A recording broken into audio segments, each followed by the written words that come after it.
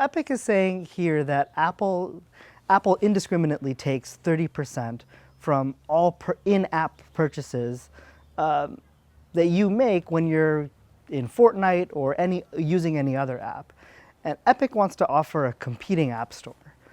And at the heart of this question is whether or not Apple can limit competition to its app store.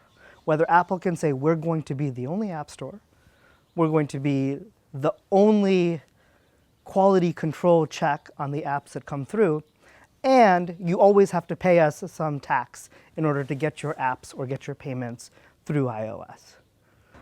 So antitrust is one of the primary ways we address monopoly power.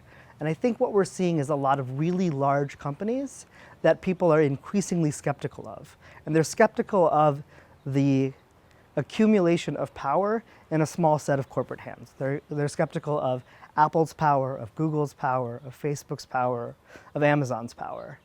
And that's why antitrust, which has been one of the tools that we use to address this type of concentration, this sort of monopoly power if it's that big, that's why we're seeing a renewed interest in antitrust. I think that if Apple loses this trial, you're likely to see more antitrust enforcement across the ecosystem because antitrust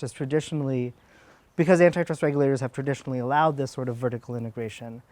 Lots of companies have pursued this path, Google, Facebook. And so there's a chance that regulators will go after other companies also once we see what happens here. I think Epic has a good argument that Apple's policies are exclusionary and that they're anti-competitive. And so, based only on what I've seen so far, I think Epic has a good case.